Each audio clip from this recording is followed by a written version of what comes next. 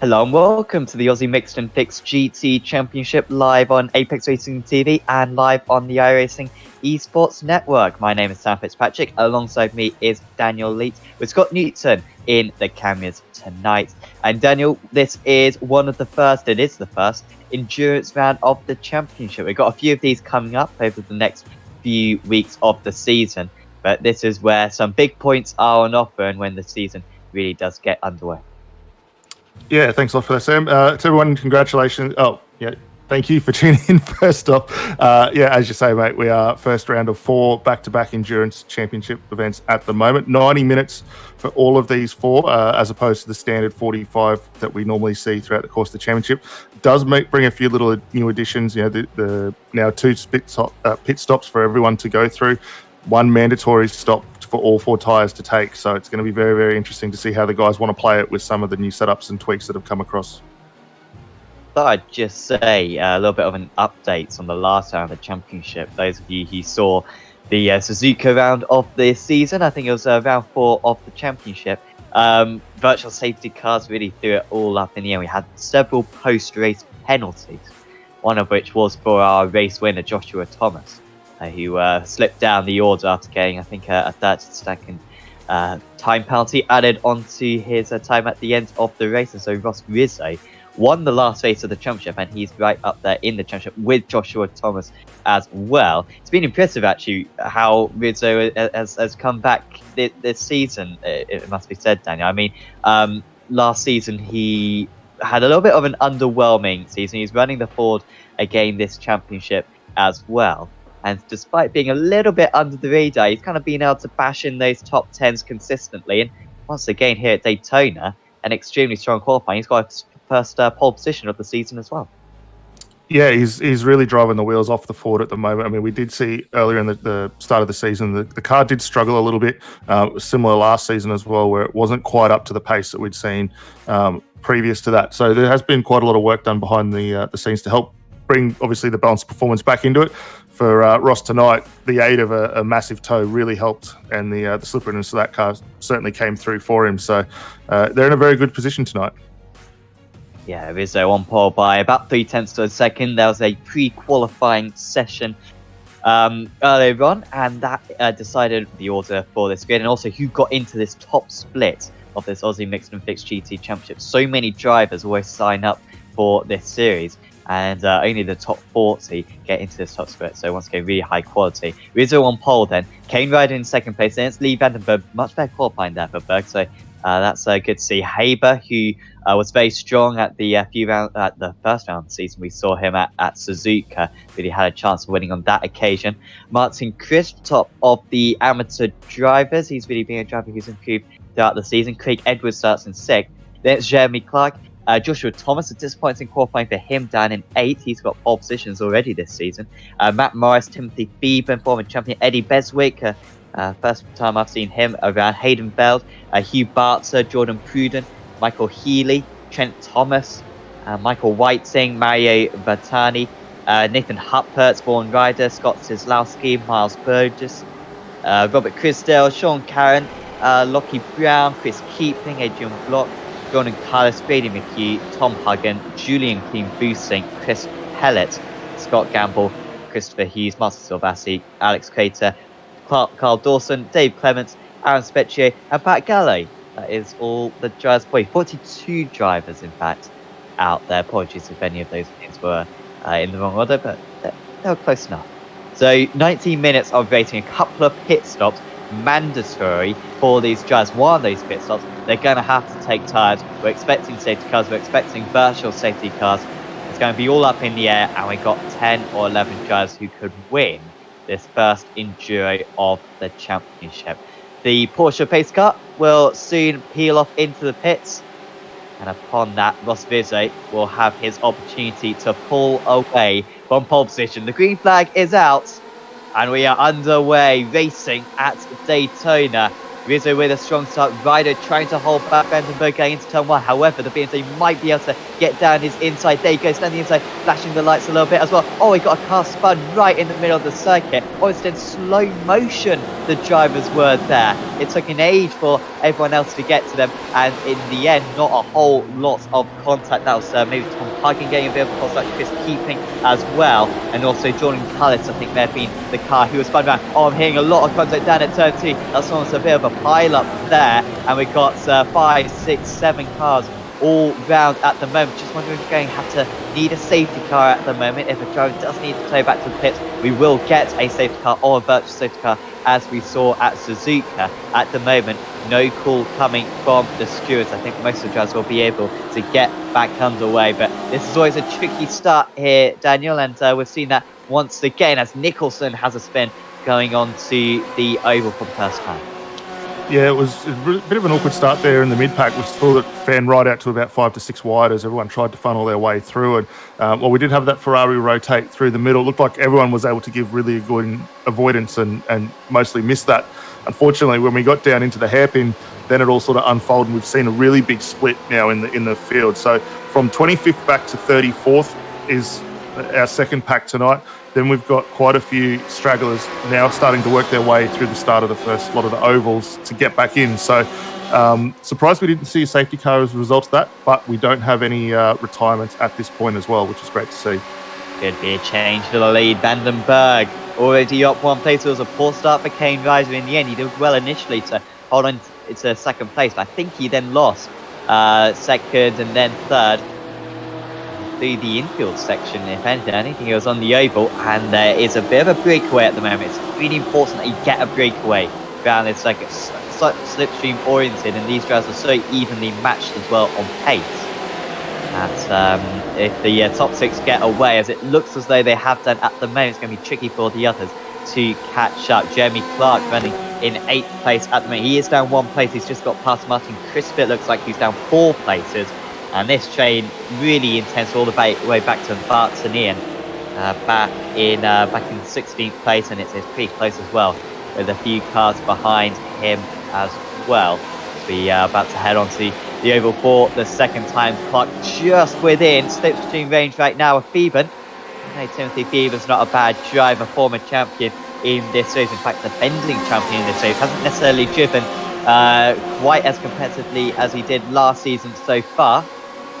But at the moment up in 7th place, a few places going for him, and if Clark and these others can keep up with Phoeben, they've got a decent chance of catching back up to the leading train.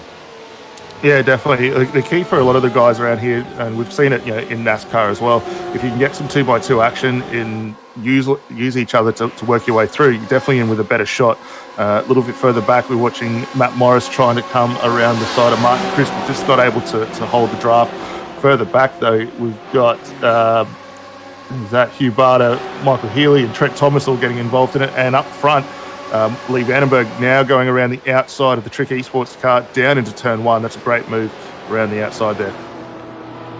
Such a weird turn 1 here. It's not a case of just outbraking your rival like you'd see at a lot of conventional circuits. Instead, it's kind of quite an awkward corner, just kind of serving a purpose to get onto the road course, and so it can be very tricky to overtake there at times, but when you've got that much momentum, just sweep things straight round the outside for Berg. However, you really doubt he's going to be able to pull away with such a strategy-orientated race as this is, where you want to save a bit of fuel. So you question whether you want to be leading at the moment. These guys staying very patient. Haber up into 3rd place. He's got past... right, apologies, that happened on the first lap. Just haven't noticed Harley Haber a whole lot so far in the stage, which is rare for him. Matt Morris down to 24th. He's had a spin going into the second horseshoe. You can see he was ahead of a couple of guys, ahead of one of the Trick Esports drivers, and a penalty actually for Bettis as well. It's just by himself, if anything, for the line 6-6. I think that was when he was battling with Trent Thomas up in 12th place there, so it's dropped him outside the top 20 now. Yeah, it's a little bit of an awkward spot there. He's trying to move the car across. Don't think there was contact behind, but just catching the grass there, rotating the car in. Lucky not to go through that tyre barrier, because once you go through there, you do get the magical little drop back into the pit lane and a long tow as a result of that. So good for Morris that he can get back underway. Up front, however, the train's starting to squeeze out just a little bit. Kane Ryder, you can see in the background, trying to look for a move under the inside of Harley Haber. Ross Rizzo likewise coming back at Lee Vandenberg, and we'll sweep back across the front into turn 1, gets the forward pulled up quite nicely. Actually, Vandenberg loses the second spot, so Kane Ryder also getting through there as well. I'm not sure if that was deliberate there from Ryder. I think Berg was just so early on the brakes, just not biting anyone, and he's opened up that opportunity. And I mean, we say it every single time, don't we? We do say it every single time, and it probably gets annoying for all you viewers. But we do constantly mention how what necessarily is the point in fighting at this time of the race. It doesn't look like anyone's got the pace to pull away. And what you're doing in this situation, probably burning a little bit extra fuel and potentially inviting the likes of Theben into the back of the plateau as well. You can see Theben, Clark, and Beswick all pretty close behind. Specchio now with a penalty. It's taken the Stewards a little while to get through these penalties. There were quite a few incidents on the opening lap of the race, but they are making their way through. I'm sure they'll soon be back up to date as well. But yeah, Specchio now with a penalty. He is outside the top 20. Anyway, is Specchio. Sean Carron now on the back of Julian Clean Boosink, a driver Clean Boosink who's always very good in the races. Clean Boosink. I'm always surprised when I don't see him in the top 10. To be honest, Daniel, I don't know what's happened to Clean Boosink today, and we've had a couple of qualifyings like this so far this season. But we know that in the race he's capable of getting top 10. I think at Mid-Ohio, I think he may have got the 6th place in the Enduro, but stay a long way from that as it got Brown now in the wall. Yeah, a bit of a weird one for Klimbusink to be as far down as he is. Let's have a quick look here at this replay from Lockie Brown down through the bus stop on the back there, actually just picking up a little bit extra grass on the inside there, gets into the wall. Doesn't look to be too hard, but now he's got to try and rotate that car around without getting in the way, so that's going to drop him well out of contention. Actually returned down in 35th position, so a lot of work for him left to do. But for Julian, has changed to the Ford from the BMW that we saw at the start of the season. I still think maybe a little bit of work required in the Ford just to get it up to the outright pace. I know we had Ross Rizzo get the pole tonight with the help of some drafting, but outright pace at the moment in the Ford just not quite there. Just need some pit stops for these drivers further down the order, and it could come to them. Only on lap turn 5 at the moment with these penalties. I do feel for the skiers that they are going to sort through a lot of stuff. Dave Clements. Oh dear. Well, whoever's given him that penalty, I'm not sure if they'll be in the series a whole lot longer. Clements with a penalty then, and that will be a drive-through. Fortunately for these drivers who've got drive-through, it's not too bad a drive-through penalty round there, so they're very quick pit lane. Which makes it very tricky to stop for your pit stall. Usually you kind of put on the brakes about 20 meters before your pit stall. Around here you've got to really offer a lot longer, otherwise you'll overshoot it. We've seen that countless times on Apex Racing TV over the years, and on the esports network for that matter. But for the drive-throughs, it doesn't lose you too much time. Here comes Haber. They're all boxed in, and he's all round the outside of them all. Thank you very much. You'll get one. Can he get another? Rizzo doesn't want to give up this place. Rizzo would quite like to stay in second place for as long as possible, but he is going to lose out on that one now. And Haber with a couple of places gained right there. However, taking that line, not taking the slipstream, the others were lifting and coasting. Seems to be a bit of a divide between one track position and wanting to fuel save, as we've got Jeremy Clark around as well.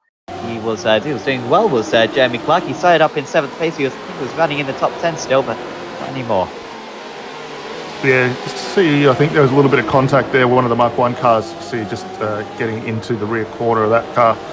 So for Clark there, does stop, lets everyone through. So safe rejoin from him, but ultimately has dropped him a long way back down the order. I think that was Martin Crisp sort of getting involved there. So keep an eye on that. Crisp, though, now into 13th position, has dropped 8 spots, however, from where he started. So a bit of a tough night already for him, but he's got Michael Whiting right behind and trying to close the gap back up to Michael Healy for Trick Esports.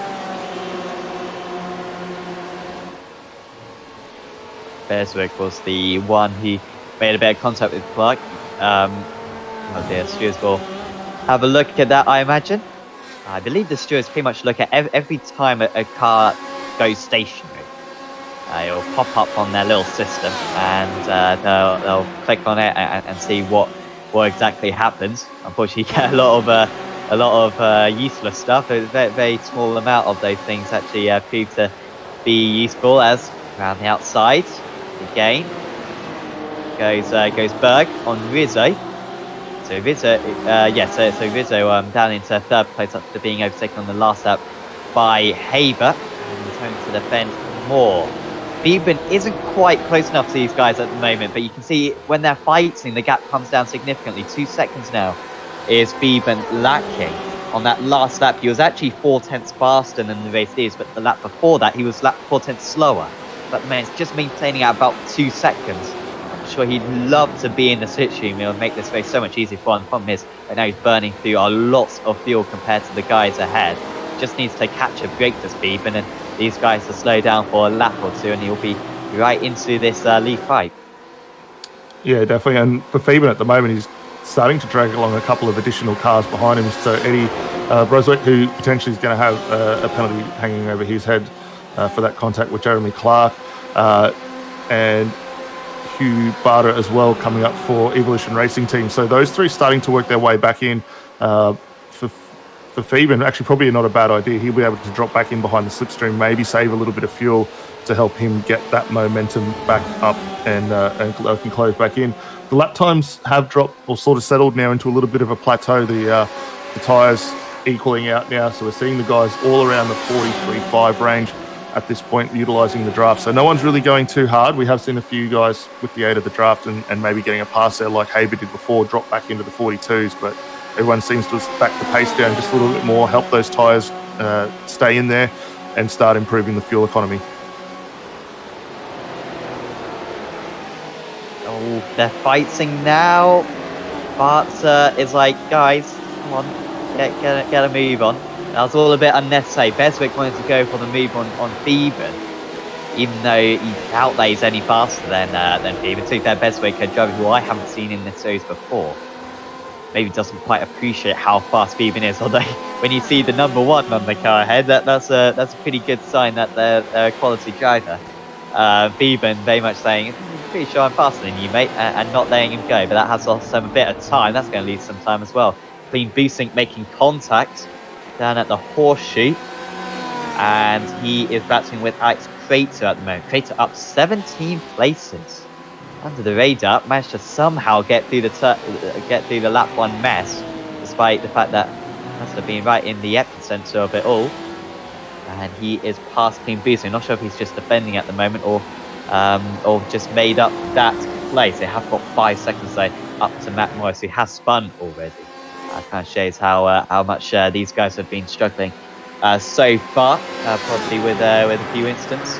By the way, Bartonian up into Bartonian up into 10th place now, up 9 places from his start. I swear he was down in like 15th a few laps ago, but he's up into 10th. So apologies to Mario that we haven't seen any of that. But he's only 5 seconds off the lead. It's surprising how close all these drivers are. At the moment, we've got the top 17 separated by 10 seconds. And we're moving on to lap 9 of the race. It's really is a very close pack, I think. Yeah, all the cars very, very equally matched. You know, with the change that iRacing brought in with the last round of build updates partway through, that all the setups were revised, and as a result of that, race stewards did allow the option for all drivers to go back, retest all those setups and make adjustments to car selection moving forward. Everyone now locked in for the remainder of the championship. We have seen a lot of guys transition over to that Porsche, which is very, very good on its tyres. I had a run in it earlier in the course of the week, and around Daytona it worked very, very nicely in the opening laps, but you could feel the tyres starting to go away as you pushed a little bit harder. So tyre management, we're seeing it from all the guys now. The tyre management is a very, very key thing. Turning our attention back to the front, Josh Thomas starting to close back in on Ross Rizzo. Lee Vandenberg, who we did see leading the race just a few laps ago, dropped back into that 5th position, just starting to save a little time. And Craig Edwards, I'm surprised, hasn't made a lot of inroads into this top 5, and just hanging off the back in 6th there. Joshua Thomas with a stop and hold penalty. We just saw popping up on our screens for passing before the green flag. Very much clearly something that was probably discussed during the driver's briefing, and so fact that he's breached that yields quite a big penalty. Joshua Thomas, the championship leader, remember. He should have been going into this round with a huge championship lead until he got a stop and until he got a post-race penalty at Suzuka, which demotes him from first down to probably about 10th place. So he could have been going into this round with a big lead. Instead, it's a very small lead, and now it's going to be a very tricky comeback for him. A safety car he desperately needs right now. It is possible. If anything, odds on that we will get a safety car. If Joe has to take back to the pits, we will get a safety car or a virtual safety car. But well, keep an eye out on where he comes back out. But it's going to be a while for Joshua Thomas. Unfortunately, is he still stationary? He is still stationary. It's going to be about a 30-second stop at the moment. Are the drivers allowed to take fuel during a stop and hold penalty, Daniel, or is that against the rules? Look, I'll actually have to double check because I know there was some talk that rule was going to be changed and drivers were ultimately going to have to come down the lane, complete the penalty. Then if a stop did ensue, they'd have to come back through and do it again. So I'll double check that through the rulebook. I'm just flipping through that now, but I'll let you know momentarily, Sam. Have you got that rulebook in physical form? Have you got that in paper? Indeed, I do. Lovely. Yeah, you just like Adam Hedgecock and his notebook, going to the old-fashioned ways. But no, thank you for trying to spot that. By the way, if you want to listen to some Adam Hedgecock, me and him are commentating on the Apex Racing League GT Championship. Once again, GT cars later on. So during the evening for Europeans, and then in the very early hours of the morning for you Australians, and kind of middle of the afternoon for Americans. So certainly do tune in on that one. That will be on the Esports Network and on Apex Racing TV. The penultimate round of the championship coming from Okayama. Whiting with a tap. That sent Nicholson once again off. He had an issue earlier on, I think, actually. Whiting's going to address that straight away. Doesn't want to get a penalty, and that's good to see. Just went a bit too deep into turn one. Yeah, and just getting back quickly to our penalty, I've just found it here in the rulebook, section 5 to number 1. Stop and hold drive-through penalties. You will not be able to perform any sort of service on the car at all. So if you do stop or make that a pit stop during that penalty period where you may have a drive-through, for instance, you do have to come back through and circulate it through again. So yeah, race control will definitely be keeping an eye on that one for sure. Well, Joshua Thomas was stationary then for 52 seconds. That will definitely need to be a run back through the lane again. 29. My bad. Scott Neitz has just corrected me there. Still, 29 is a very odd. That's very odd because that's not 30 seconds. So maybe he has taken something. I might have a look back in that one actually in a little while. Although it's difficult to tell, to be honest, because iRacing still haven't got animated pit crews. Please make that happen. We'd very much appreciate it. This is getting quite close now for third place. Don't cost each other too much time, guys, because the top two have a little bit of a break now. Rizzo should stay in third. He does. Oh no, he's gone wide. He's gone wide as Rizzo. Is there going to be contact? I think there may have been. Maybe if it was a bit of netcode. Certainly unsettled was the Trick Esports car, and from pole position he's down to 5th now. It's Ross Rizzo, and look at that move as well from Edwards trying to get past Berg. I think it was just a look, if anything. Gap up to 0.8 of a second now to Haber and Ryder. Which is almost breaking the draft. I think the draft kicks in at maybe about, I think it's only about 0.8 of a second as far as I'm aware. So they really couldn't afford to lose each other any more time. But yeah, back down to half a second now. So they should be all right. Yeah, and with that move that we saw for Rizzo ultimately dropping back a couple of positions, he's now got to contend with Hugh Barter, Tim Phoeben, Eddie Bruswick as well, now getting involved in this fight. So what was effectively a 6-car train prior to seeing Michael drop through the lane for his stop is now growing back out to an 8-car train as well. So the top 8 really starting to condense. And Craig Edwards, who we were only saying a few laps ago was starting to fall off the back in 6th position, now gets himself up into 4th. So the Porsche starting to come along very nicely for him and Fusion Sim Racing. Yeah, all of a sudden looks like one of the fastest drivers out there. Well, it's fantastic to see a proper 8-car battle for the lead. We often hope for this situation when we've got so many drivers in the mix. Hopefully we have this for the entire 90 minutes. But it's just a testament to how competitive this series is. Remember, Edwards and Haber were, and Thomas as well, of course, Thomas with the penalty now, have all kind of dominated their own rounds so far this season. Usually have a bit of a pace advantage, but what the draft does, it evens out everyone. It makes this much more of a racecraft race rather than an absolute pace matter. And that's fantastic to see. It feels a 45-minute race. I think this might be getting a little bit tighter right now, but they've got time to just figure it out. But you can see, I mean, it could be a 12-car train soon because Bart's and Ian, he has been very quick as Bart's and Ian, up 10 places. He's got past Trent Thomas, I think, in recent laps. He's only 1.4 seconds behind, and on that last lap, well, he pretty much matched the drivers ahead, to be fair. That last time round did Bart's and Ian, got down to 1.3 seconds now. But so I think he'll be on his way pretty soon as well. There are the personal best. That's maybe a bit of an advantage there for Bart's and Ian on that last tour compared to the front runners, all in the 43s. We saw the pole times or the qualifying times in the mid 42s earlier on, and it's already dark, as you can see, so not much of a change in terms of track temperature. These times should stay pretty constant throughout this 90-minute race. May the 15th, as always, the default iRacing time. And yeah, 9:45 in the evening at the moment. It's one of the best circuits to race at night. Undoubtedly this in all of iRacing. Berg is very close to Haber.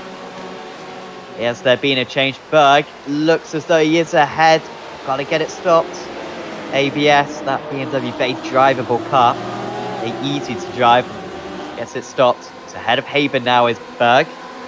Edwards will be next potentially to get past, but this is all just kind of preparing at the moment, almost just making sure that you keep your pawns until a later race, and then at the end, make sure that your king's still alive. That's a terrible chess analogy, but I had to go somewhere with it, and that's what they're trying to do at the moment.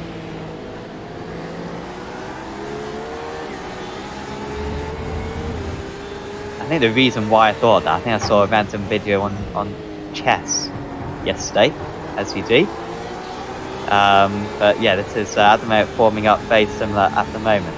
Bart's at 3 tenths of a second behind on Edwards. You can see Thomas actually getting back past Bart's and Ian for 9th place. They're now 2 seconds behind. We're expecting the first pit stops probably around the 40-minute mark, perhaps. What are we thinking, actually? Is it 50% fuel that they start with, Daniel? Apologies, 100 for endurance for these drivers.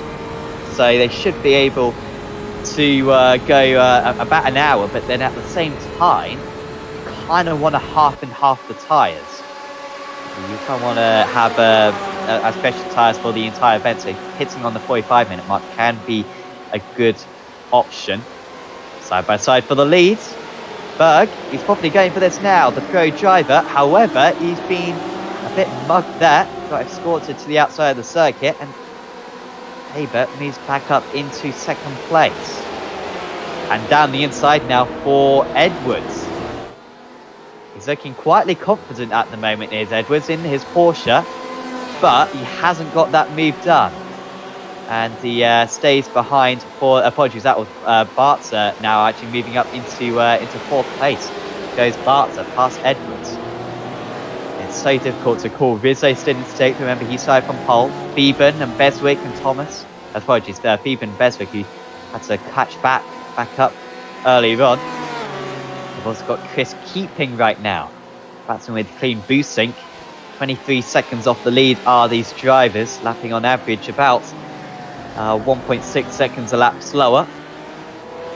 And they are now in 19th and 20th, keeping, I believe, the only amateur driver out there alongside Christopher Hughes, the red representing an amateur driver, the purple the elites, the green which is the pros, and the amber which is the amateur drivers. However, with such a competitive series, really anyone has a chance at getting wins and getting podiums as well. Still, the closest battles going out there are the leads. However, it's got this 4-card train at the moment, 5-card train if anything, with Hupperts in 32nd place. What has happened to Hupperts? He must have had a crash at the start. He has actually come into the pits as Hupperts. Remember, was on course for winning the championship last season. Some changes actually out in the front we might have to quickly change. Not quite sure. There were some highlights at the front. But Hupperts, who nearly won last season, was runner-up in the end to Timothy Phoeben. Was unlucky not to win it at Bellar, had a disconnect in the last round of the championship, which perhaps denied him the title, although it would have been pretty close regardless. Hasn't quite been the season he would have hoped for this season. He's in 32nd place. Another driver who'd really like a safety car to bunch everyone up. Seeing that he's already got one of his pit stops done as well, it would be massively advantageous for him. Phoeben and Thomas, I think just being overtaken by Beswick for a moment there. Here they are. Let's pick up into 7th place.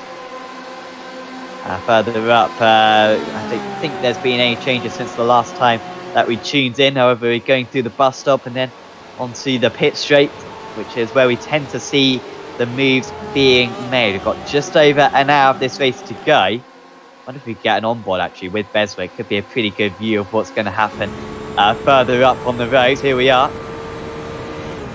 And of course, everyone kind of being neutralised at the moment, a little bit like the DRS chain we sometimes see in the MP4-30 back in the World Championship days on iRacing. And Beswick's closing in gradually. Rizzo in 6th place. This is as low as Rizzo's been since starting right at the front. Beswick not quite there. And then you have this off-camber turn one, so tricky, and the understeer really does ravel onto the car, sliding out almost off the circuit. And there goes Beswick. Oh, I don't know if that was deliberate or not, but that was absolutely out of nowhere. And good awareness there from Rizzo to open up the steering and give him that place. But I'm really not sure if that was deliberate from the Porsche. But there it was. We've got the move done, which is probably the important thing.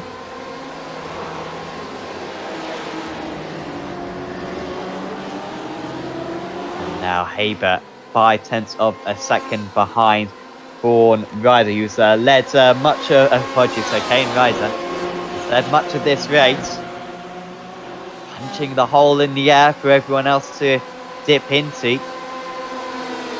So he's going to have to come into the pits earlier probably, but that might not necessarily be the worst thing in the world. Thomas, by the way, still 1.7 seconds behind Timothy Phoeben.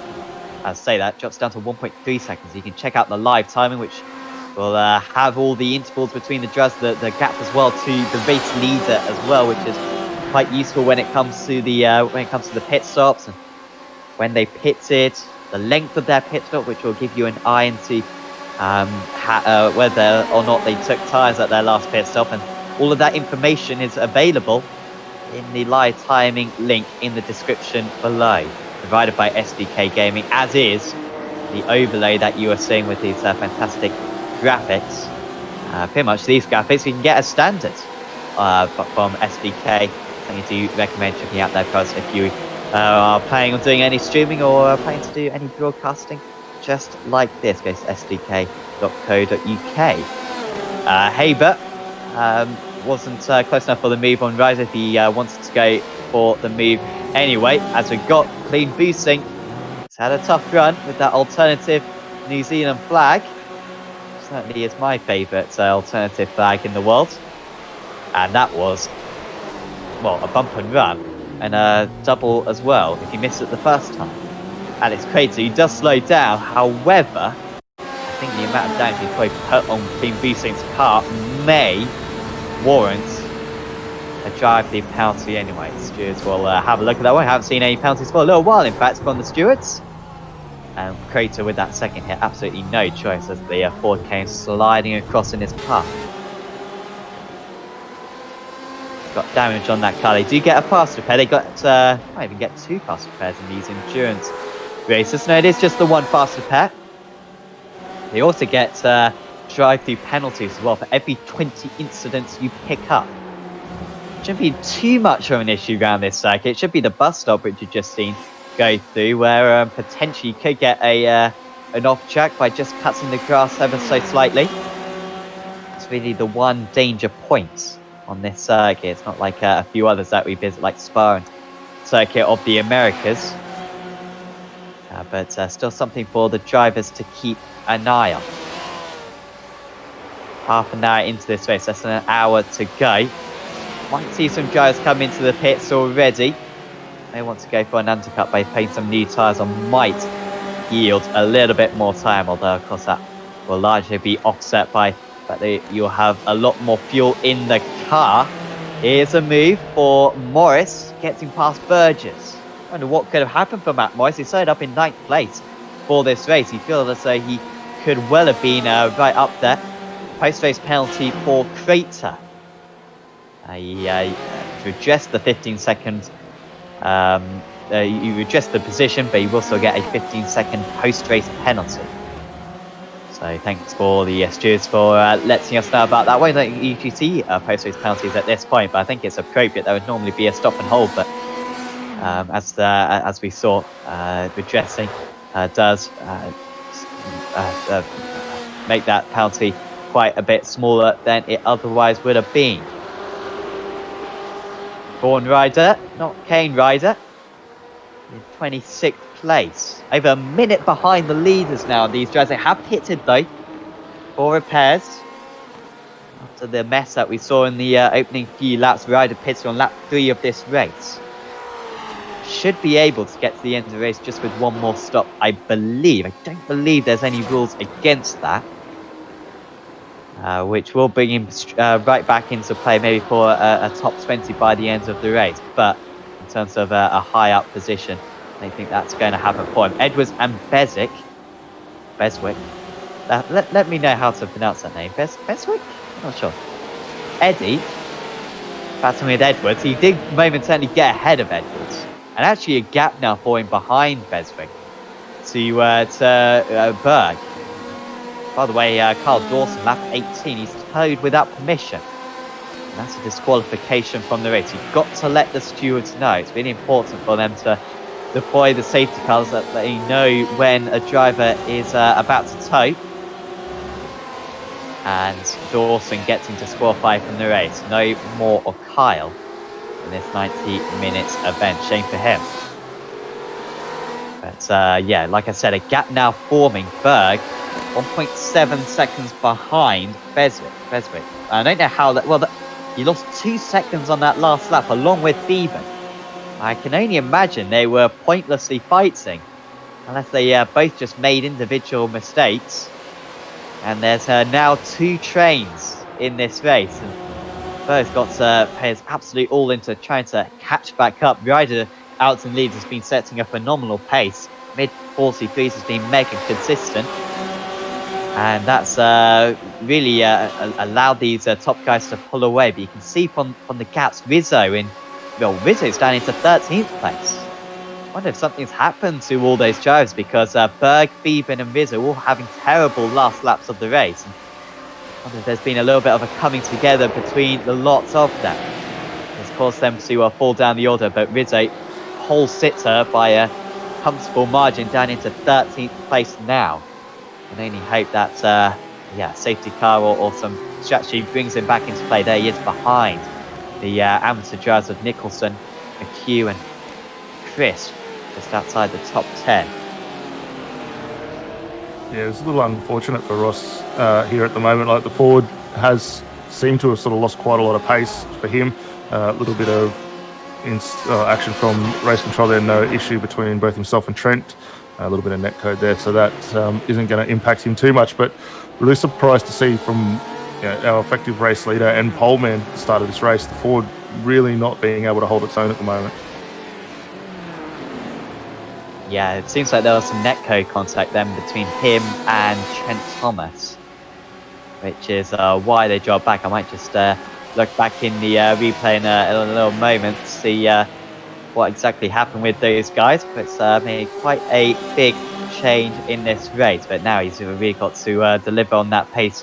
He's still within 10 seconds of the lead, which is no mean feat over half an hour into the event. As we see Silvassi running in 25th. These guys just about a minute off the lead. Aha, I think Scott Newton-Mayer found this one. Congrats well done to Scott Newton. He's done well to find this bit because it happened a few laps ago.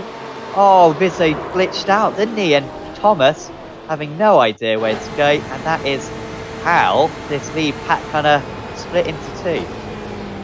Yeah, for Rizzo there, he was lucky to get that car around, but it's not the first time in this championship we've seen Rizzo with some net issues. That being said, I just had them myself. So it's something that the guys do have to compete with, and for Rizzo, he was lucky to rotate that car around. Doesn't look like any major issues have sort of impacted the car as far as from a performance standpoint, but positionally, yeah, well out there. But for race control, that's a bit of an easy one for them. We did see too, just in the chat as well, Sam, some corrections on Beswick's name, so they are going with yes, Beswick for him there. So that's a nice one to put to rest, and hopefully we don't make a meal of that further on tonight. I think I was getting confused because in the UK, if that was a town, we would call it just Berwick, I think. I think we have. Is it Cheswick? Cheswick, I think we have, which is Cheswick. Hence my confusion. But thank you to the chats too. I'm not even going to try to pronounce that username. But thank you for the correction. To be fair, I think you said that all the time, Daniel. To be fair, Beswick. So I should just copy you. Oh, look, I wouldn't always do that. I have a pretty good habit of making a meal of everyone else's name traditionally. Probably most notably over the season, Adrian Vlock, and I don't know, somehow managed to pronounce it as Volk. Very weird there. So that one's one of my mistakes. I wouldn't follow me at all. Craig Edwards, by the way, dropping into the lane for his stop, as we see Hugh Barter for the Evolution Racing team getting a move done on Eddie there, and now promotes himself up into the third position. Harley Haver just in front of him.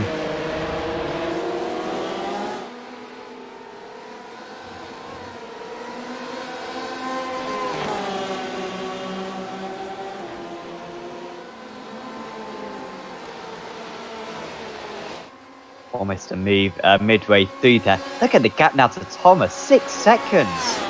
6 seconds to Thomas. Has it just been some poor laps for him? No, he matched on the last lap.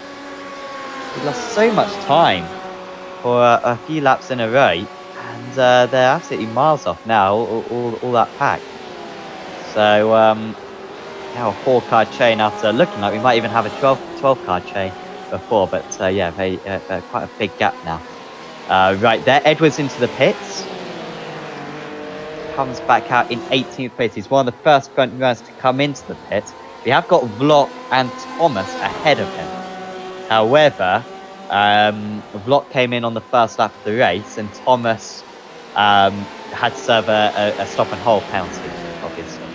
So that is why they're ahead. But Edwards now leader of the drivers who have come into the pits. Phoeben actually only just behind. Phoeben pitted 1 lap ago. So these guys going for the earliest stop. Did they come in for tyres as well? 33.8 second station. I guess, is that tyres, you think, Daniel? Because if they start on full fuel, then you don't actually need to put a whole lot of fuel in the car, do you? Because you've only got another half an hour to go, so you don't actually want to put a whole lot of fuel in this first stop. Do you think they've taken tyres?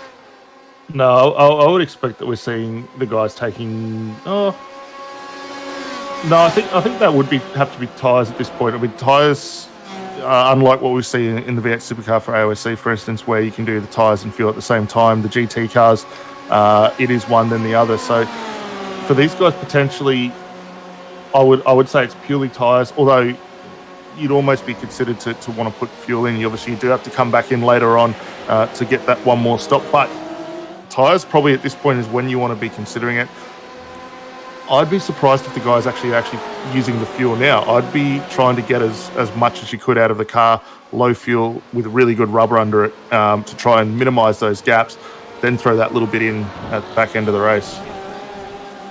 I just looked back on the replay, and at least for Fieben, he did take tyres. Probably not a whole lot of fuel though. I think he only took about 6 seconds worth of fuel. Basically, to illustrate my points more for the viewers, because I don't think I made it very clear, but the drivers will start with an hour of fuel anyway. So you've got 2 stops where you got to put 30 minutes of fuel in. It's only about half a tank, so you probably only need, on average, about 8 seconds of fuel at each stop. So the fuel will take much shorter than the tyres, and then right at the end will just be kind of like a splash and dash. But of course, you want to be running with as little fuel as possible for most of the race. Hugh Barter passed Ryder. I think that's the first time we've seen Barter take the lead. He started in 14th place with Barter, but of course got up to the well, he was in that chasing pack, wasn't he, and the outskirts of the top 10 in the early stage, and then has been in that second place for a little while. I wonder if that's a sign that he's going to be coming into the pits quite soon. The fact that he's just gone for that move after spending most of the race. Quite happy to take the tow from the Max Boost Racing car. Yeah, well, I mean, I think he's actually. I wouldn't be surprised if he runs a little bit longer here. He's already been able to extend a little bit of a lead over Kane Ryder there following that move. So he's in a very good position. The sector times for him at the moment, he's just gone green the last 2 times by, so personal bests for him. See what he does working through the final section of the lap. But the pace very, very good in that ERT car at the moment. Kane Ryder's starting to close back up a little bit. The BMW does have that straight line advantage. I'm really surprised to see Harley Haber has fallen off immensely down in 4th position. I wonder if he's now carrying a little bit of damage or has maybe had some contact with the wall, because the gap to the leaders from himself now, 4.5 seconds, and dropping massively at the moment. And he was fighting for the lead not that long ago. Well, he just had an awful lap. He lost 5 seconds on the last lap. You know what? Front 3 just set a 43.08. That is remarkable. It's just changed now. But on the previous lap, they set a 43.08 all of them, which is something I don't think I've ever seen 3 consecutive cars set identical lap times like that. That is remarkable. Crater, stop and hold for causing collision. Not see him. There was contact.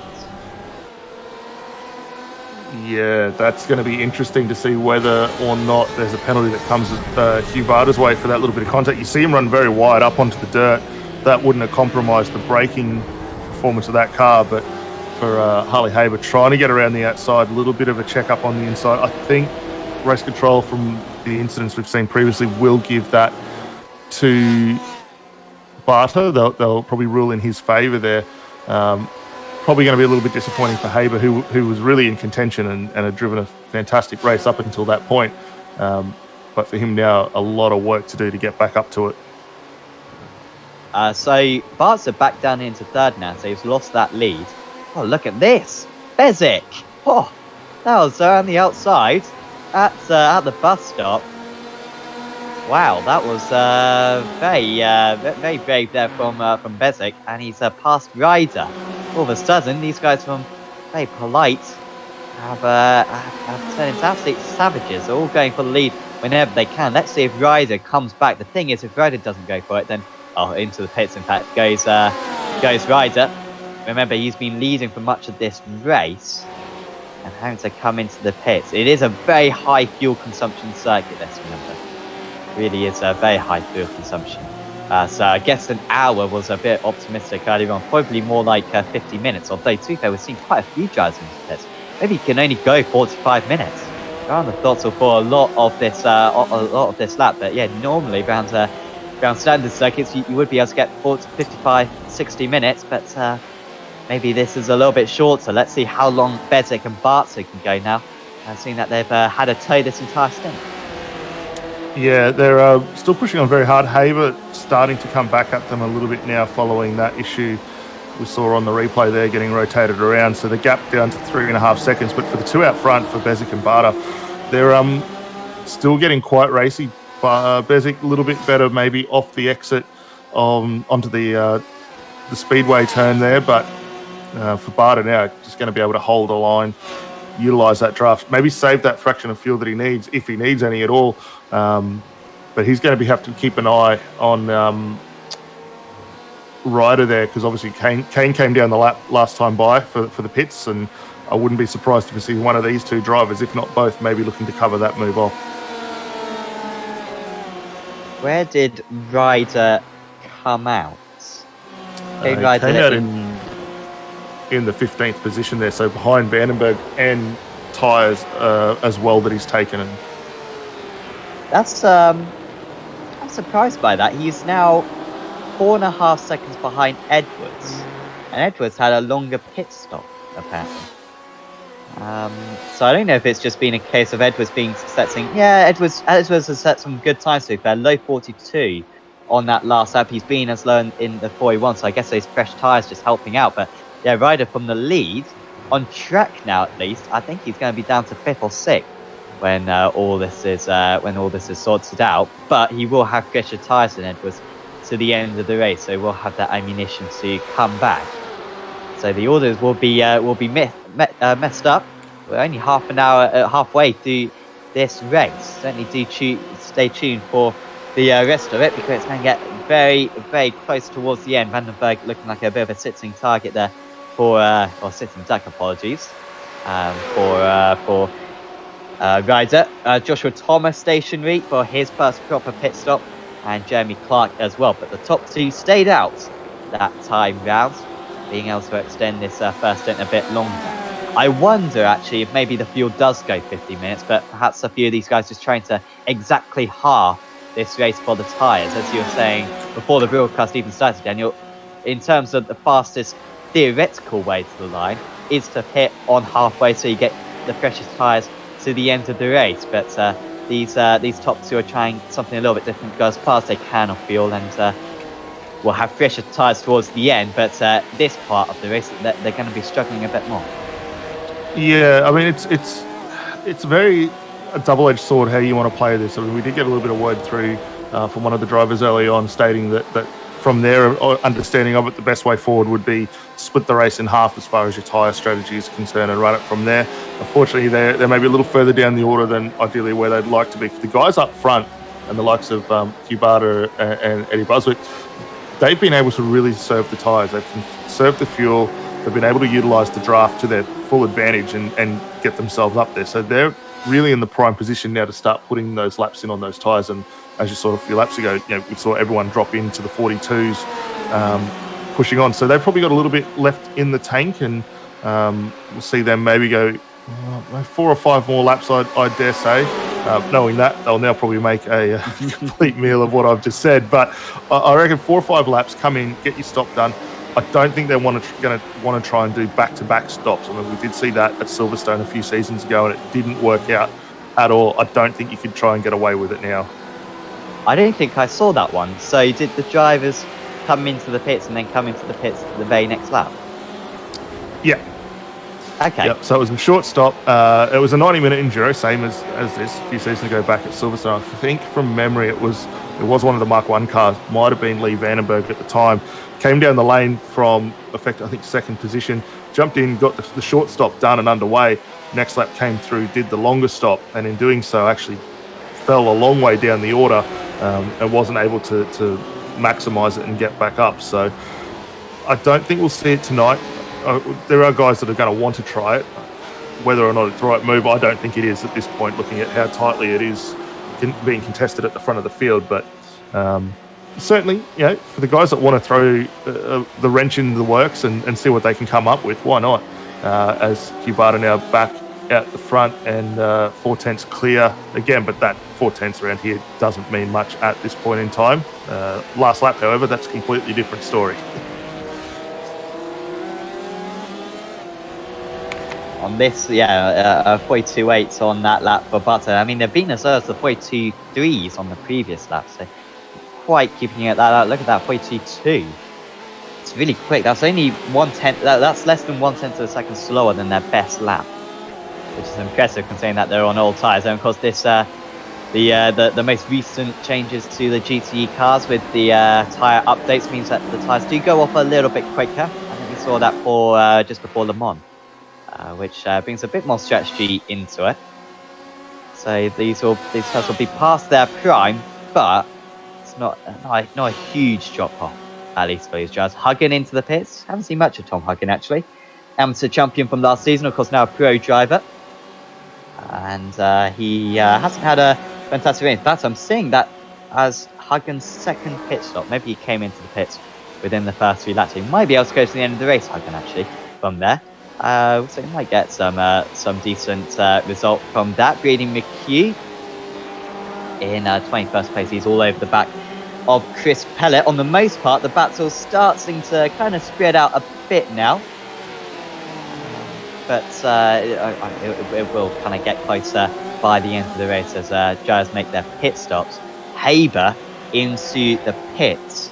I just wonder, maybe, is that as far as you can go on fuel? Because Haber had a tow for much of the stint, but then lacked the tow near the end. I just wonder, maybe that's a sign that the top 2 will now come into the pits.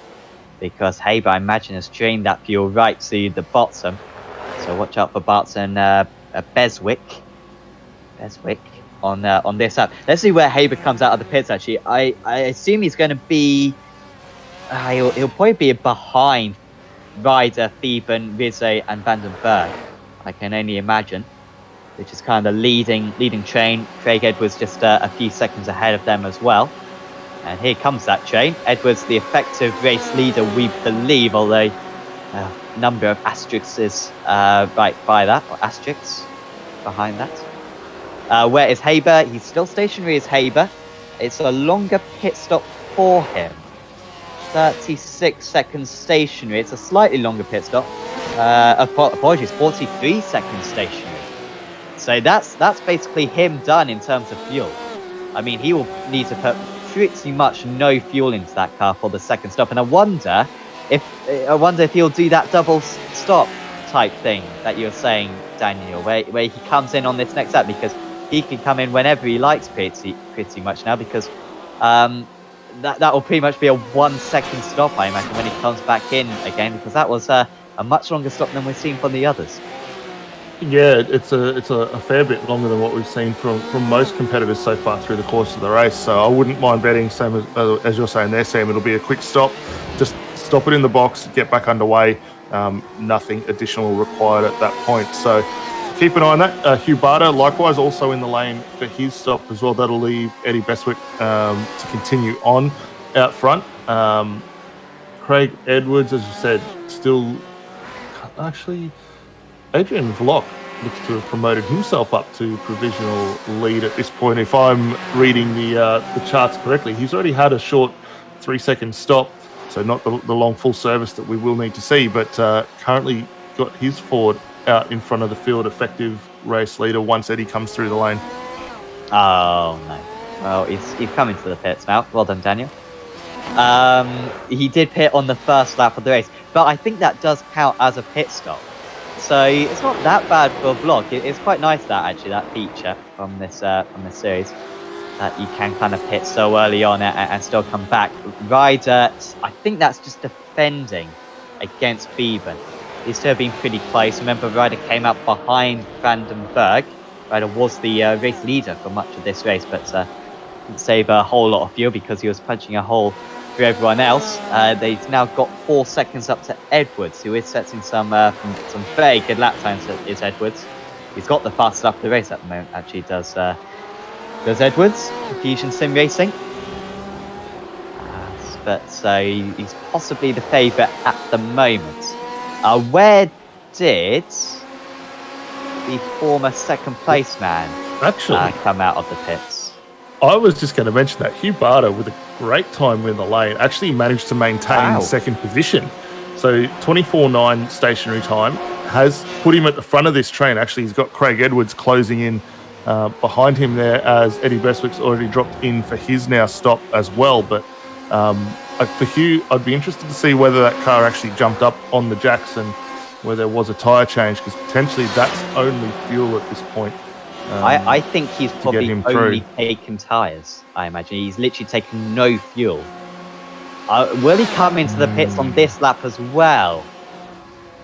I'll look back on the previous lap, see if he did actually take tyre, take fuel at all. Because it was a very quick stop. Yeah, and here comes Eddie Bestwick back out on the lane. Actually stays ahead there of Hugh Barter as well. So very similar stops for both of those two cars. And Bestwick now finds himself with a lap car in between himself and Hugh Barter.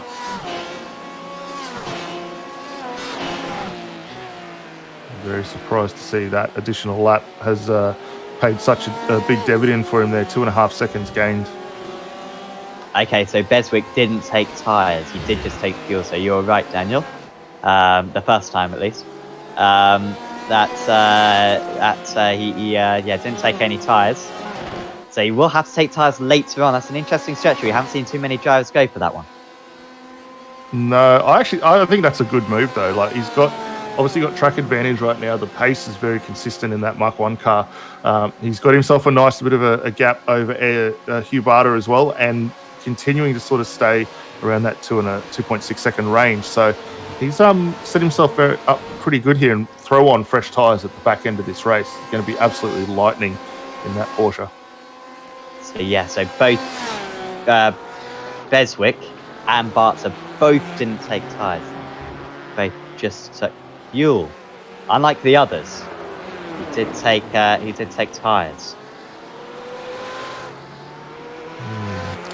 It's interesting strategies from all these guys, though. Yeah, it's good to see some variance. Everyone should have a similar length pit stop, I think, to finish the race, because it seems as though tyres take 27 seconds to do, and it seems like to get to the end you need 27 seconds worth of fuel. So everyone should be very even for their last stint. However, the drivers who have got to take tyres should be faster at the end of the race. It's separated now out in the top 10. Really, who's got a chance at winning this race? I'm hesitant. Well, Haber could still win this race. I mean, Haber's running in sixth at the moment. I think anyone in the top 6 have still got a chance at the moment. I think Haber is probably the dark horse out of them, because his pit stop's going to be by far the shortest later on. Yeah, well, actually, I think there's two drivers here. We're watching them on screen that are actually in with a really good shot at the moment. Both Ross Rizzo and Kane Ryder. Both are the first drivers in the top 20 that have completed both their stops as well. So they are looking very, very handy at this point in time. So continue to keep an eye on them. There is also a slow car exiting the first hairpin as well. So potentially we could get a safety car as a result of that. So keep an eye on that. That's the 37th position. Jordan Cullis, I believe, stationary at this moment. Looks as though he's going to try to get back underway. He is based, so I think he's just letting everyone go. Doesn't want to interfere with anyone's passing, although there goes Block. Yeah, he's back on the throttle. I don't know if we want a safety car, to be honest, right now, because it'd be quite interesting to see whose strategy works best. I think if there was a safety car... Oh dear, oh well, Cullis was so slow. Oh dearie me, that was a huge impact involving 3 cars. The 339 was involved as well. So an easy pass there, and then the right sim racing car, nowhere to go down the inside, and well, actually maintaining the standard line there and involved in that. That's very, very odd.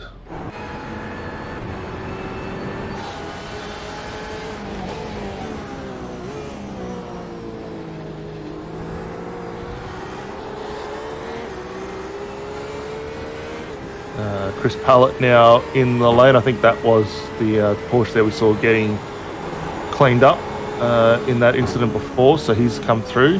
Similarly, Brad McHugh as well for their secondary stops tonight as well. Up front, the lead's still extending for Beswick as well, out to 3 seconds now.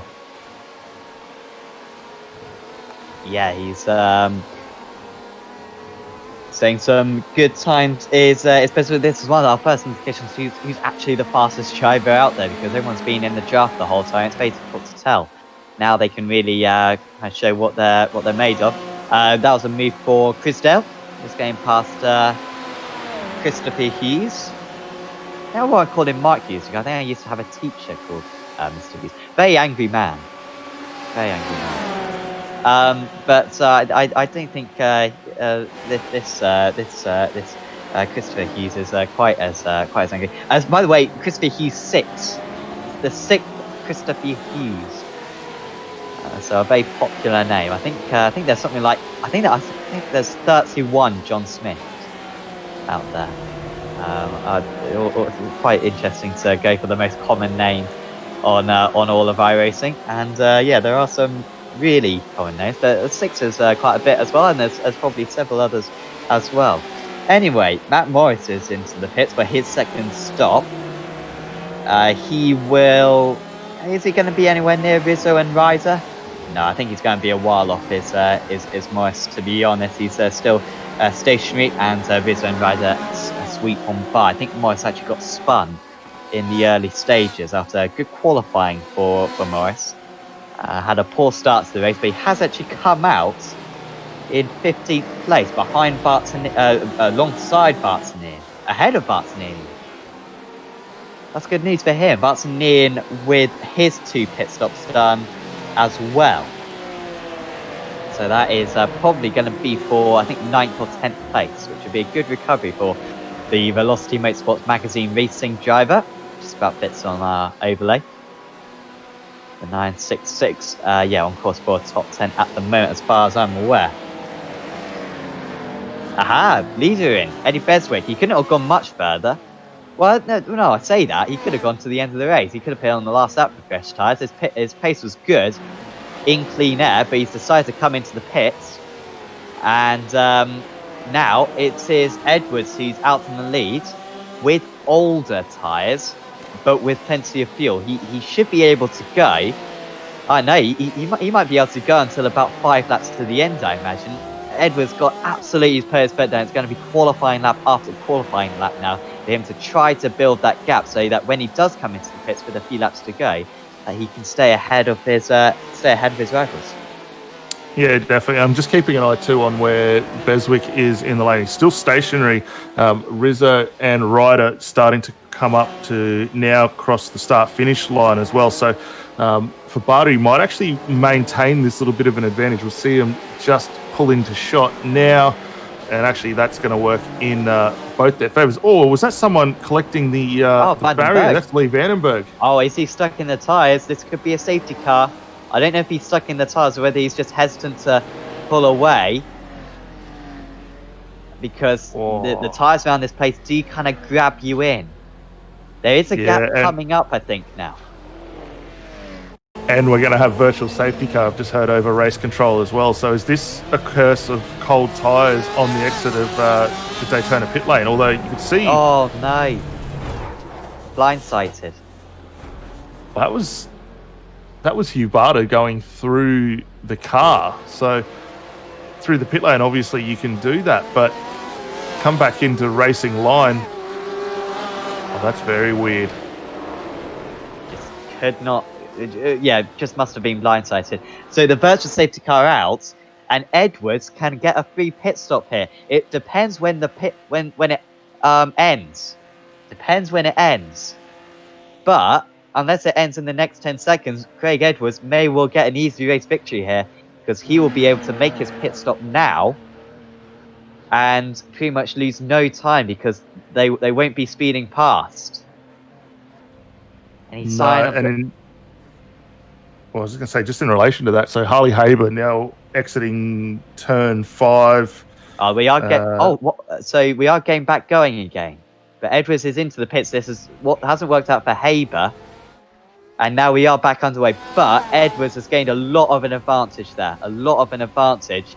And I think when he comes out of the pits, he should have a comfortable lead. Haber's come into the pits, but it's too late for Haber. He was just in the wrong part of the track. And Fieben, he managed to jump Bezic and Bartzer in the pit stops. I think this isn't going to work out for them. And Edwards could well be on for an easy race victory from here, because I think he's probably gained about 10 seconds thanks to that virtual safety car. Yeah, Craig Edwards back underway now behind Trent Thomas. Harley Haber still stationary for his pit stop as well. So that's all started to shake out. Craig Edwards should retain this lead of the race. Not. Oh, no, sorry, yes, apologies. So yeah, Craig Edwards should retain it once Trent Thomas and both Michael Healy come through for their respective stops as well. So currently Trick Esports leading the way with one stop still to go for both of those two drivers.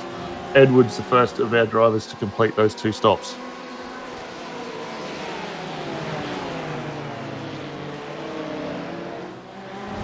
Julian Klimbasink in a fierce battle here. Matt Morris just getting through. Mario Vitrin also going through. Klimbasink now just able to get back ahead. So 4 or 5 cars having a very solid little fight here as they work their way down to the Southern Horseshoe. If anyone in the chat spotted anyone else who's kind of benefited from this safety car, let us know, or this virtual safety car.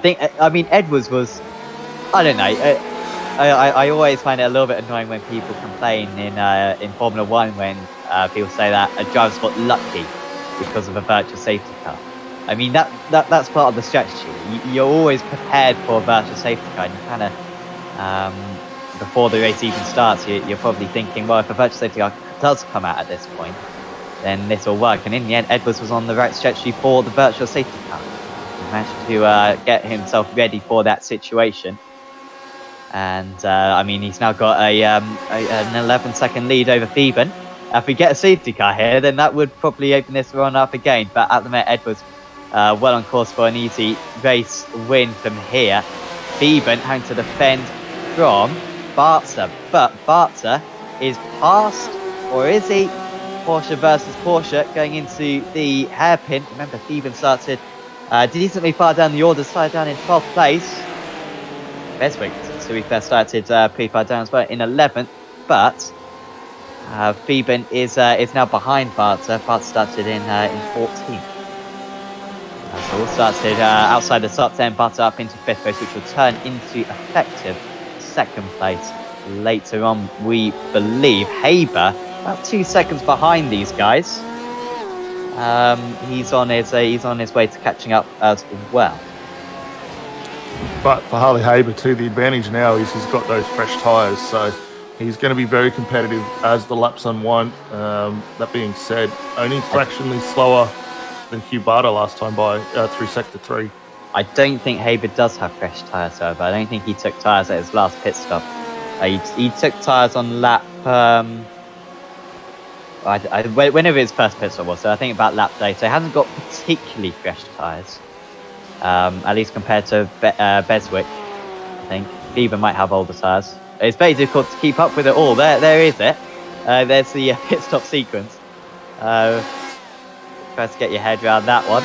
The driver taking fuel only and tyres only, and a combination of the two.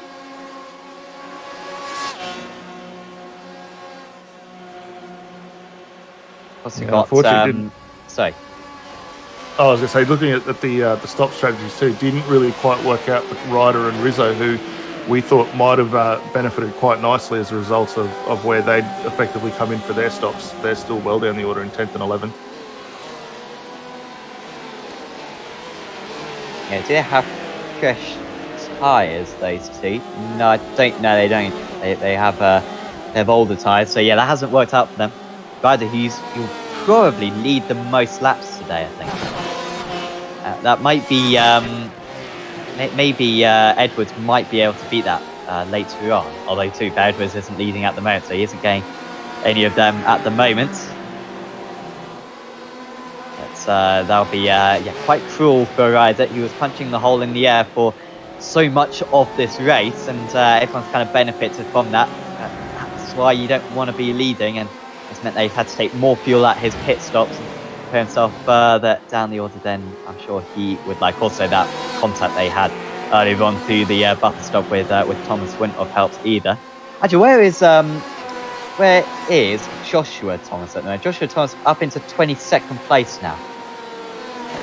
But I think he might have another pit stop to make, Joshua Thomas. No, he has made his pit stops. Yeah, 3 pit stops. One of which was a stop-go penalty. Could have probably fought for the race win today. Thomas was running up as high as 4th place for a stop and hold penalty for passing before the green flag came out. His not brother, Trent Thomas, or his surname sharer, Trent Thomas, into the pits. Trick Esports. Where's he gonna come out? He's still stationing down in 11th place at the moment. He's quite distant from the front runners. Yeah, it's a bit of a tough night for Trent there. So he's dropping behind, actually well behind Jeremy Clark, as you can see him exiting down the lane. Hopefully we don't see a repeat of the unfortunate knock into the wall that we saw for Vandenberg there as well. So getting back underway, good to see. This battle though with Clark and Nicholson still continuing on. Nicholson going to get down the inside there, and that will see him promoted up now to 14th position.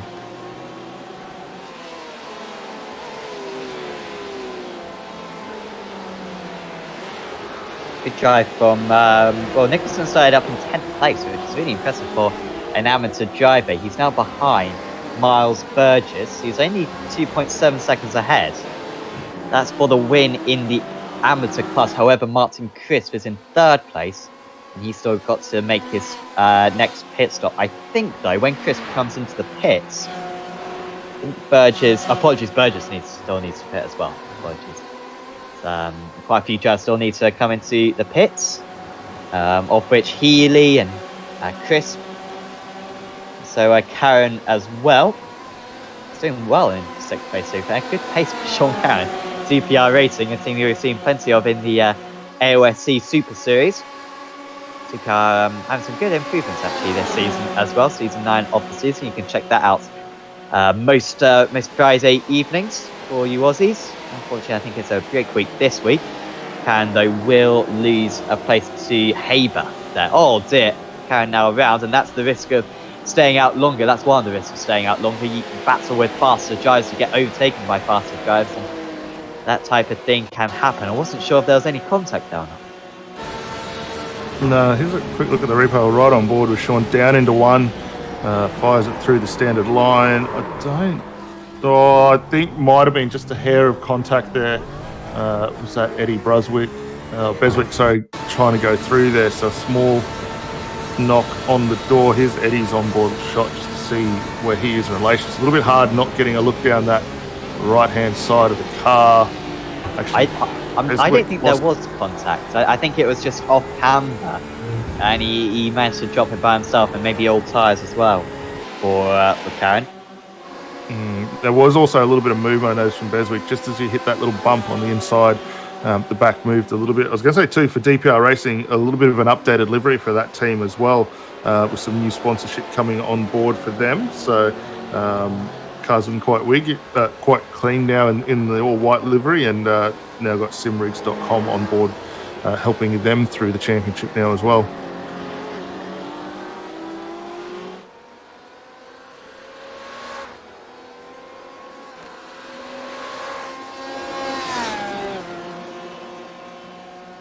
Chris keeping on screen at the moment. A little bit of a tough night for him.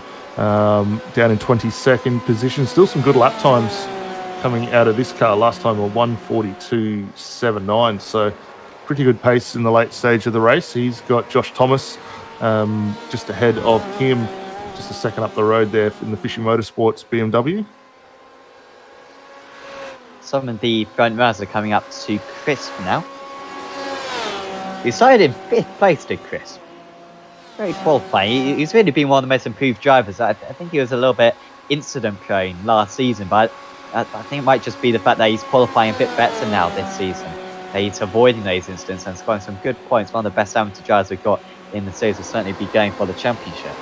And this alternative strategy for him, serving him well. By the way, Harley Hayes just at the fastest fifth sector of anyone. Recently got past Eddie Beswick.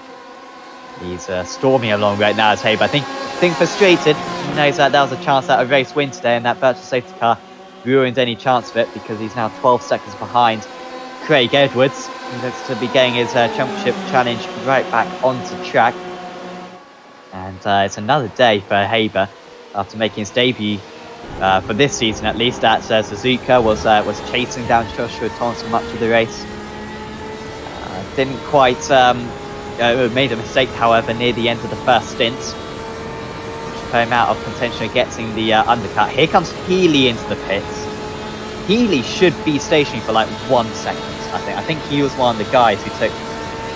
Or did he not take tyres? Maybe he didn't take tyres last time. I really cannot figure it out. I think he's still got to take tyres, actually, Healy. So there you go. He's down to 7th place. He's behind all of these drivers. Ooh, and we got a stationary car out on track. And Haber's round now as well. He was taking no prisoners, was Harley Haber, trying to make his way up through the order. And he's now made contact, potentially with Beswick. I'm not sure who it was, though. He was trying to attack Beeben. Beswick was behind him. And Haber down into 7th place now, although Karen and Chris do need to pit still. What was that news on the stationary car? Have we still got a stationary car, Daniel? No, the car, though, just giving permission to tow, that was Julian Klimbersink stationary down at the first hairpin. As we just have a look at that replay action for Haber there. So no safety car as a result of that, but for Haber, that's gonna definitely impact his run here. I think that's probably put paid to getting back up and into contention for the podium. As a result of that, he's got Sean Curran now back ahead of him. I would love a even if it was a competition caution between these guys right now, that would be a lot of fun.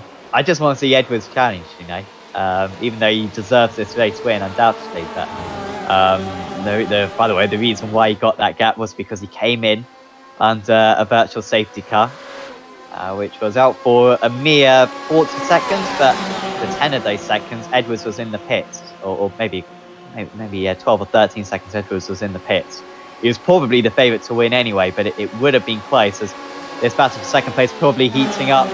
Martin Crisp into the pits. He should be out outside the top 10 now.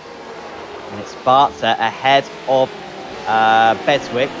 Apologies, Barter ahead of Beeben. That was contact. Ahead of Beswick. Haber 5 seconds behind these guys, but is catching quite a bit. Is Haber might be able to catch up by the end of this race if they keep on fighting. 12 minutes to go, 12 seconds to the lead. Edwards extending his lead as these guys fight, and it's Barter at the moment with that second place. However, it's questionable whether you want to be leading a train going on to the last lap.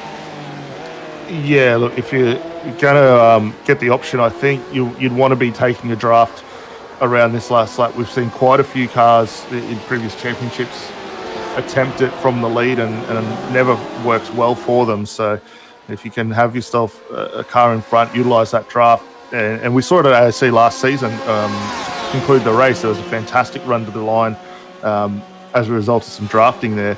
That's about where you want to be.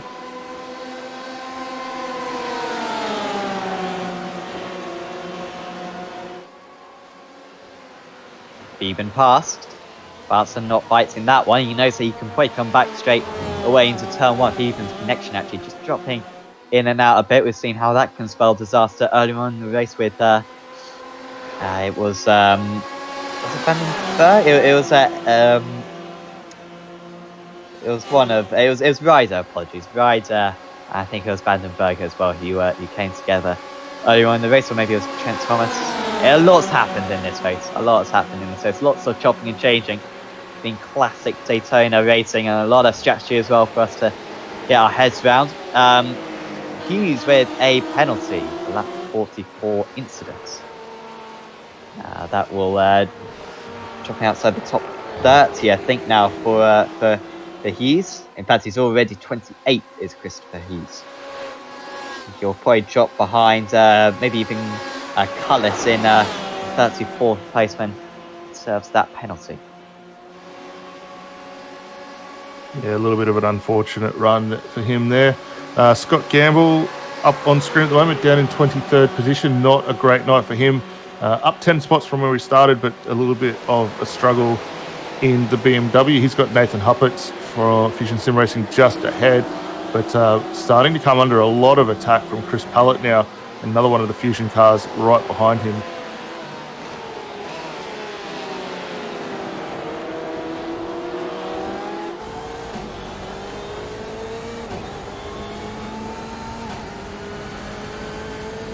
Quite Good surprised comeback with the lap. from so. I was going to say, surprising with the lap times that Gamble's putting down, that he is as far back as he is, because the laps at the moment are as good or near thereabouts to what we're seeing from our race leaders at the moment. Yeah, I can only imagine he got caught up in an instant. Huppert's good comeback from him. To be fair, Huppert's only started in 20th place, which I don't think he can be blamed completely for being involved in a lap one incident, but when you qualify down in 20th place, you're putting yourself into that territory. So he really needs to improve on his qualifying for next round, Huppert's. But it's up in 21st. Keeping doesn't need to pit. So that's for position then. That Huppert's is going to have to get that position done. In fact, he's 10 seconds behind Karan. Vlok, by the way, has just lost out to Cruden. Also, I think Healy's just got past Morris. Vlok might be able to come back now against Cruden. This could be a couple of more positions for Huppert's if they do collide. The Fordzilla livery that I've got at least, but it's actually BFG Quick Fix Computers for Adrian Vlok. Back up into 15th place. Another driver who's made good improvements for this season. He's now behind Sislowski. We haven't talked about Sislowski one time, I think, in this race. He's made it both of his pit stops, says Scott. Remember, he got 4th place at Suzuki. He came in under the virtual safety car last time. I'm not sure if he's benefited from that this time. But yeah, we just haven't mentioned him all day long, and he's actually doing quite well in 14th.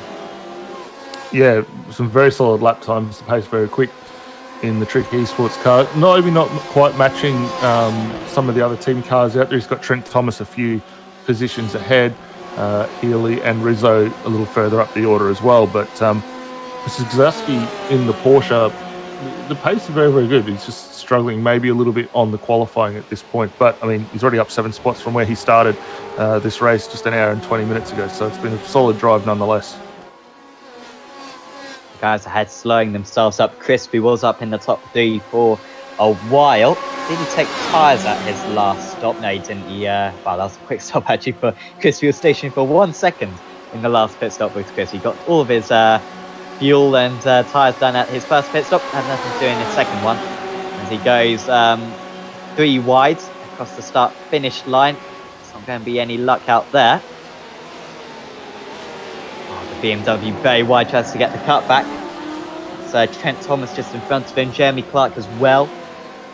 Right, Sim Racing. Matt Morris is a bit further up the road, 5.4 seconds ahead. So many narratives, I'm sure, for each of these drivers. I'm sure they've had very entertaining races, but we've got 40-odd cars going on. A lot happening. I'm sure we'll get a few interviews, however, with our top 3 drivers. Wherever those top 3 drivers are at the end of the race. Edwards pretty certain to be on the top step right now. No worries in terms of fuel, I'm sure, for him. He could take his time at his last pit stop when he came in under the virtual safety car. He's still 13 seconds ahead of Fieben, Barter and Beswick. Haber got that gap down to 2.4 now. And on that last lap, he gained 0.2 of a second. It's going to be really close if Haber is going to catch up. I think he's going to need to rely on these guys getting really feisty with a couple of laps to go, trying to get track position. Otherwise, Haber will probably only get within maybe... The thing is, if he gets within a second with 2 laps to go, then he's right there because of the draft. But I don't think he's going to quite make it at the moment. No, I think he's going to struggle just a little bit as we see Hugh Bartlett try to go around the outside of Fieben. Just squeaks the nose ahead momentarily, but not able to hold the position as they funnel down into turn number 1 there. But while they continue to battle as they are, it's certainly allowing Haber to close back in. The gaps continue to come back down. Haber set a great time last time by 42.6 It was about 3/10 faster than the guys just ahead of him that he's battling. So continuing to bring that gap down nonetheless, but a lot of work for him to do.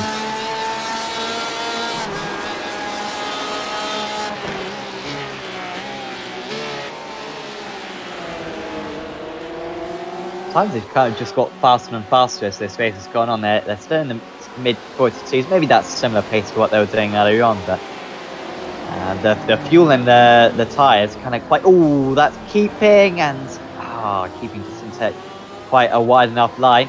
That's Hartputz that he's collided with. Hartputz, who was driving well, and that's dropped him down to 25th. Looked like he might be on for 18th place was possible for him for a moment. Far from that now. Bartonian up into 8th. See how... I mean, how far is Bartonian? He's only 11 seconds off second place, but he's always been in that next pack as Bartonian for this entire race. If he'd qualified a bit higher, then he may have been able to stay in the drafts of the front guys, but he hasn't quite had the pace to keep up with them. Only 25 seconds off the lead, and you can see that Edwards got a free 10 seconds in the pit stops. It's been a great drive. I mean, up 11 spots from now, he finds himself with some fantastic company in the form of Rizzo and Matt Morris there as well. So this will be a solid effort.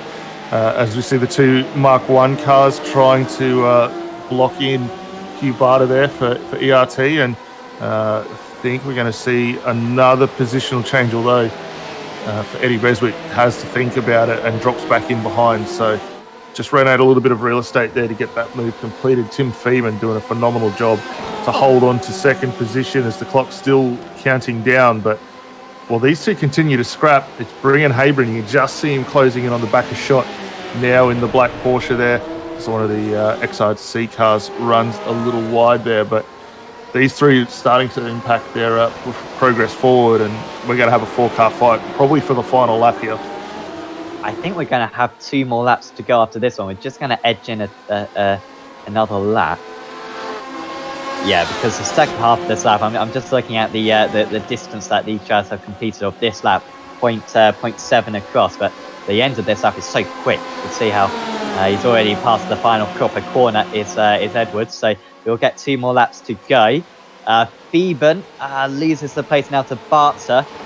He comes straight back again. Haber 1.4 seconds behind. Oh, if he just needs a little bit more time, I think he'll make it. I think he'll catch these guys by the end. And he's actually got the draft as well from the back marker, hasn't he? From the is that Joshua Thomas, maybe? Or Michael White? Michael White, I think it may have been, in the Fisher Motorsports car. That's you'll get the draft from. He's going to get into second place. Feeben versus Barter. Feeben round the outside. And they're just blocking the circuit at the moment. Don't make contact, guys. And Feeben just with his nose ahead at the moment. He does stay ahead. But Haber is now half a second behind. He's with them. He's right there. They've battled too much. And he's right there now. Even Rizzo's not going to be too far behind. He's only 4 seconds behind, and probably going to be lapping about a second a lap faster towards the end of this race. Haber with a 41.7 that last lap. It's fair that we see a 41, especially with the age of his tyres. And we've got 1.5 laps, and Haber's comfortably caught up. But we're now getting into the realms now where you need to start getting track position. You don't want to be 4th in line coming the final lap.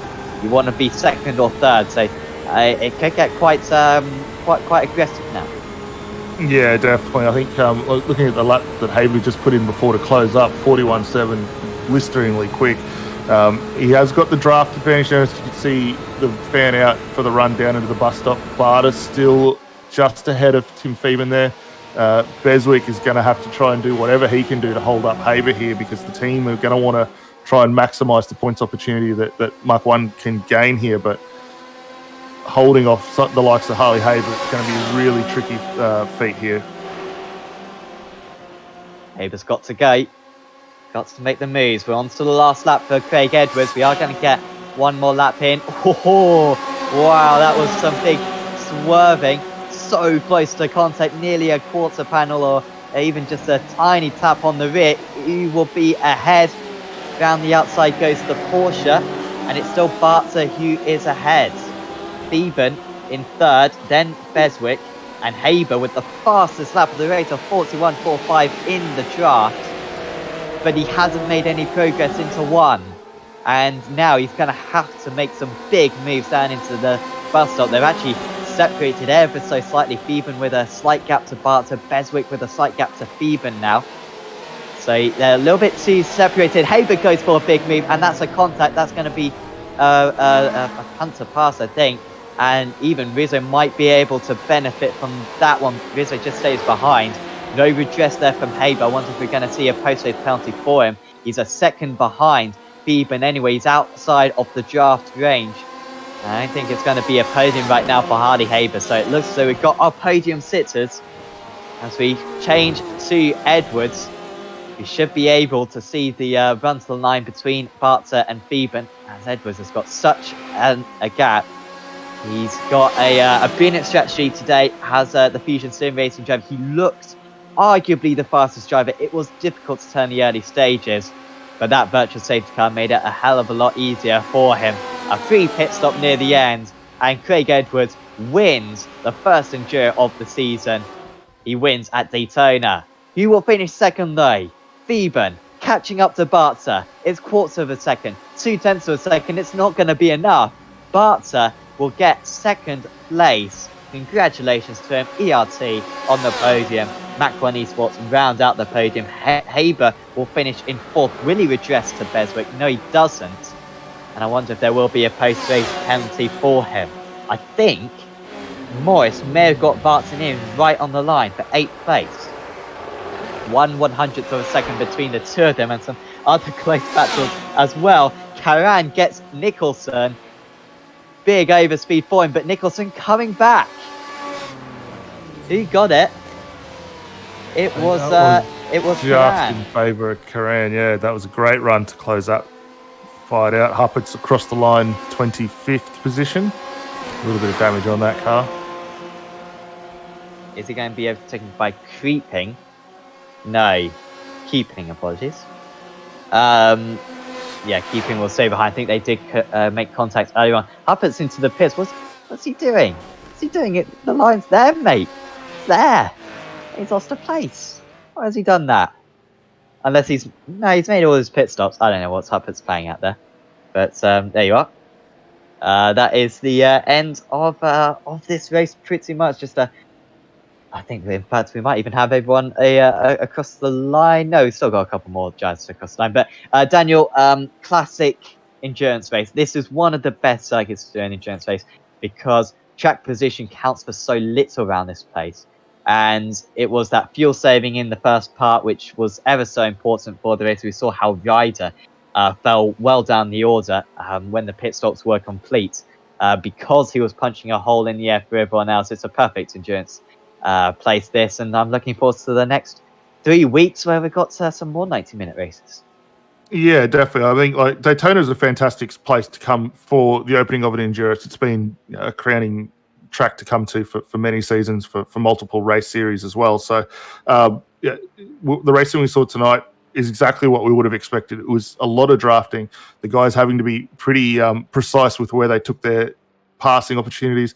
Strategy was all key, and hats off to Craig Edwards as well, getting the pit stop done exactly where he did, managing to maintain that track advantage at the end and come home with a fantastic win. And as you say, we now go off for another 4 events. Really looking forward to the remainder of this endurance championship, because I mean, next week we go on from Daytona, we go over to Watkins Glen, which in itself is another great circuit where the draft is key as well. Throw a few more corners into it, and we're going to have some fantastic racing again.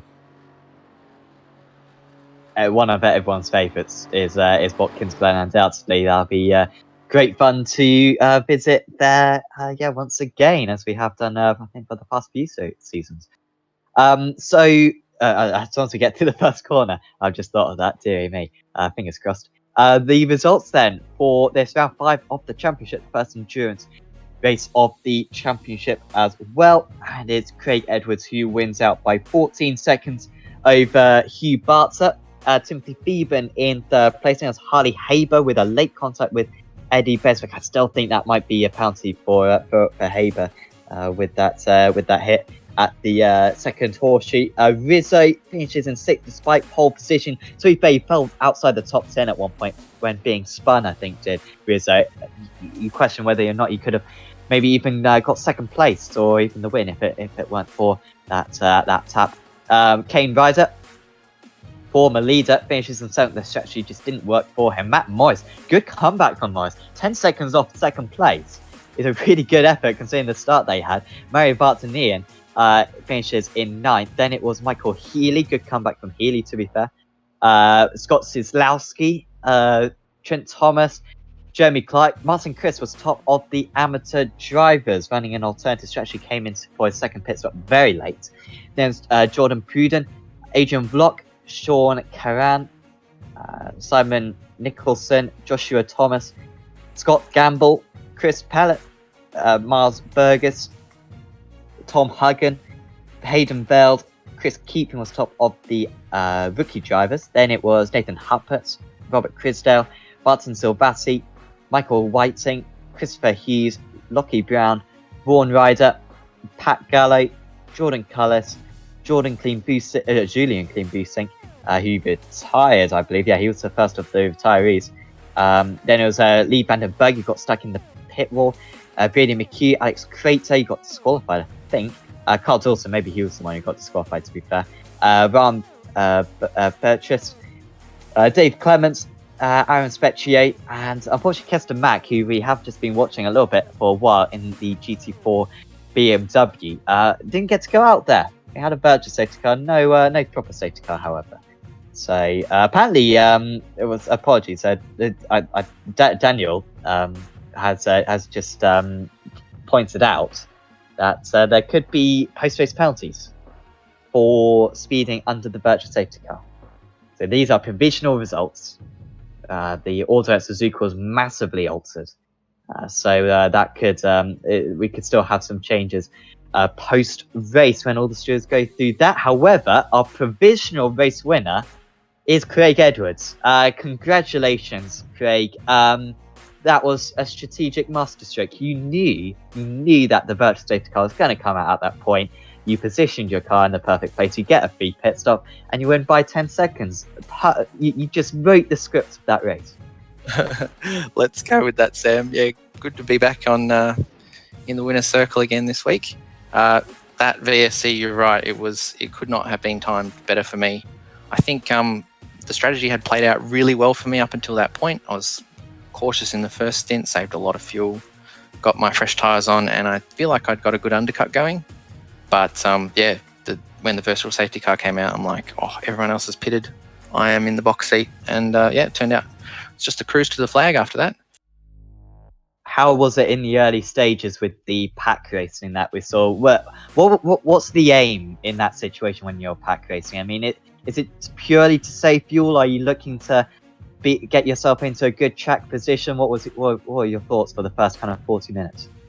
Well, the aggression was pretty high in that front 5, so I wasn't looking to pick too many people off and move up to the front of it, because as soon as you do that, someone will dive back under you if you're trying to do any fuel saving. So sitting out the back, saving fuel was the goal. I was hoping that the pace would have been a little quicker. You saw that the second draft train of Phoeben caught up and joined in. You can see Phoeben made the most of that, making his way to the podium, so congrats to him. And I did notice that the pace wasn't that quick, so I came in a little bit earlier than I was going to for my fresh tyres, and then just went as hard as I could. In the championship, now you came into this round of the championship 4th after a bit of a disappointing Suzuka round. Dare I say, I mean, you might be leading now because of these double points. So you must be delighted how this has turned around today. I've got a pretty good track record in the Enduros, and they are worth more points, so it's always good to do well in them. Turns out nice for your championship. And I don't think I'll have any trouble with that VSC speed like I did last week, unfortunately for me. But so I think I'll hang on to this win, and it's looking good for the championship. Awesome. Congratulations on this race win, Craig. Is there anyone you'd like to give a shout out to? Yeah, absolutely. happy that Fusion Sim Racing has been able to secure 2 more sponsors for this season. So big thanks to our partners simrigs.com, Psychonic Solutions, Eclipse Signage, Darryl Carter Plastering, and Dripping Paint Graphics. Awesome. Thanks for having a chat with us, Craig, and best of luck for next week. Thank you very much.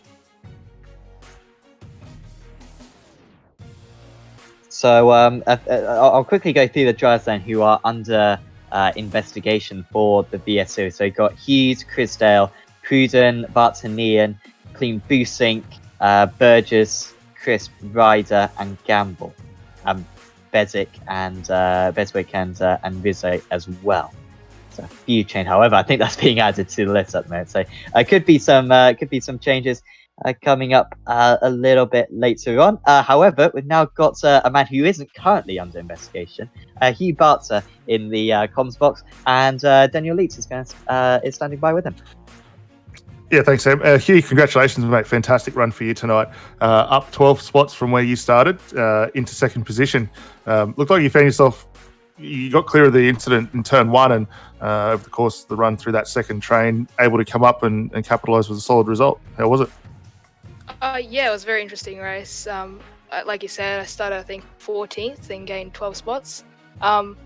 It's a bit of a shame that we couldn't get the win with Craig pitting under the VSC, but, you know, that stuff happens, and try and get him next time. But, yeah, overall, the race was a really clean and just overall fun race. Yeah, and from what we could see, I mean, you had yourself a good solid battle with Tim Phoeben to close it out at the end there, and likewise with Eddie Beswick. Harley Haber gave you a very solid run through the middle portion of the race, and between you two, there wasn't a huge amount between you. Were you expecting that the way it was sort of panning out at the end, you might have had an opportunity with that 4-car battling in the final couple of laps that all 4 of you guys could have potentially been in it?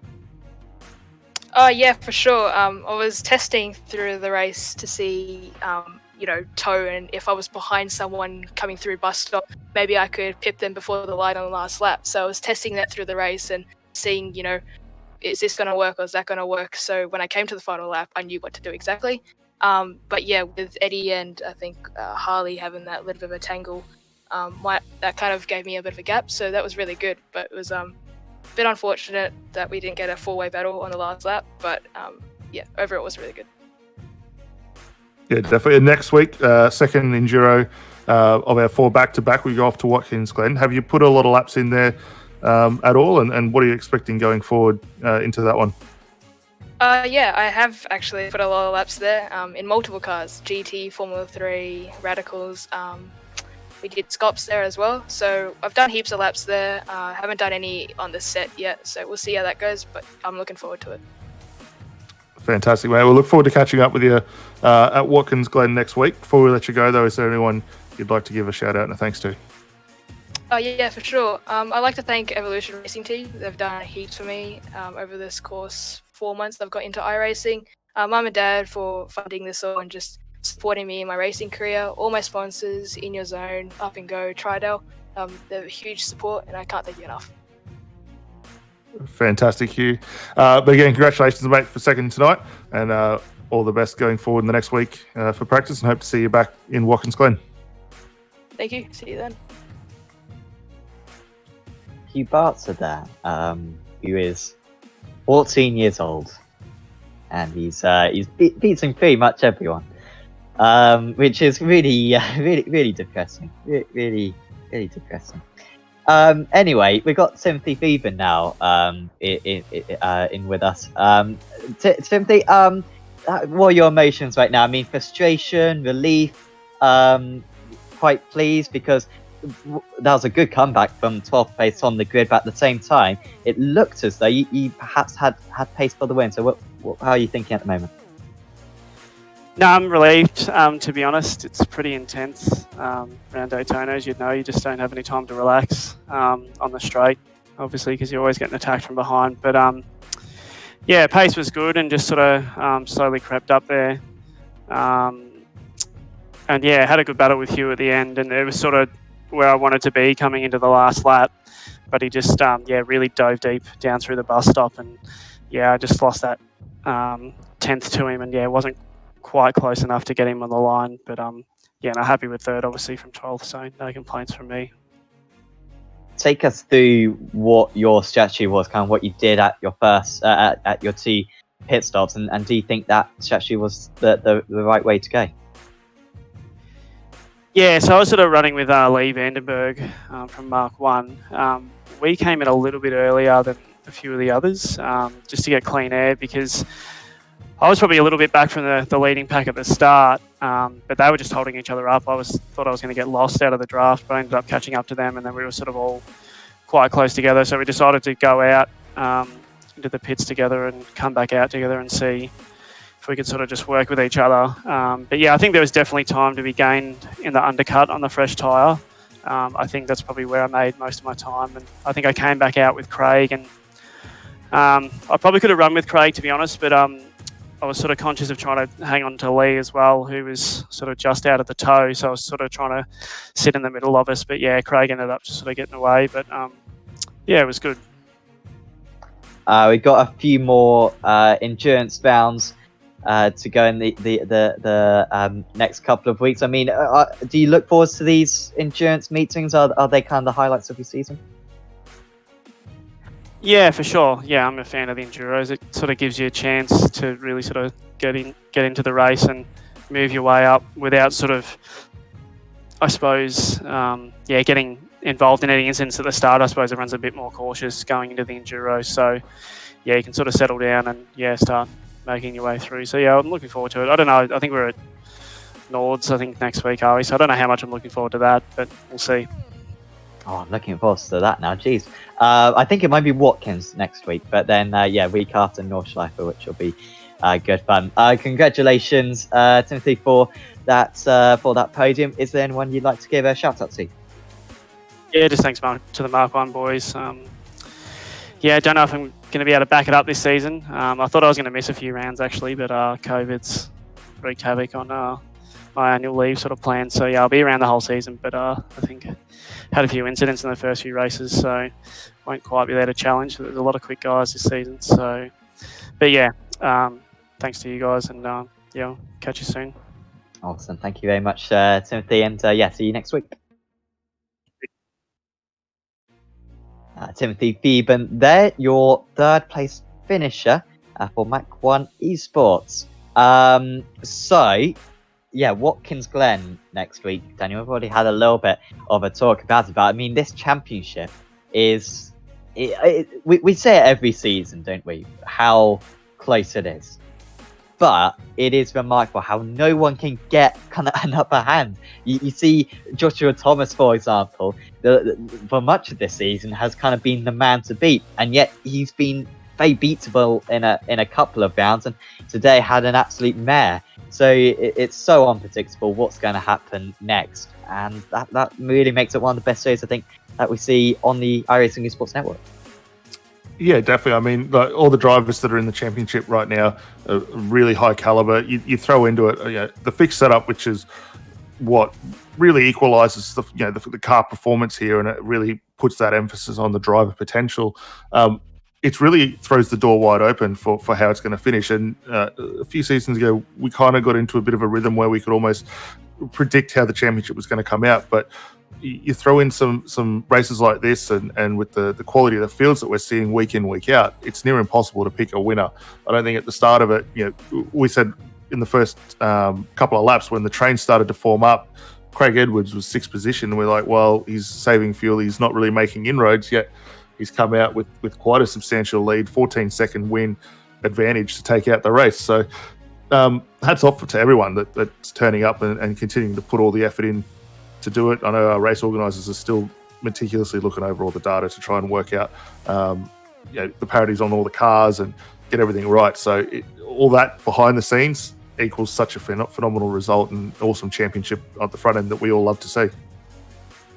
Definitely. So we'll be back next week then with another endurance round, which will be Watkins Glen, and then we'll have the Nürburgring, which will be the full GP plus Nordschleife race, and then Barcelona Historic, which we visit every season, because that's still being fixed. Even though it's, I'm really anti Barcelona, but I hopefully the Barcelona hype after 12 months will soon die down. And then Road America, Monza, Sebring, and Road Atlanta, some good circuits as well to finish out the season. But certainly do tune in next week as well for the next round of the championship at Watkins Glen. There's loads more stuff coming up though on the iRacing Esports Network. So we've got of course, single seater racing, GT racing, touring cars, V8 supercars, absolutely everything. So subscribe to the Esports Network and also subscribe to Apex Racing TV as well, because we've got loads more content coming out.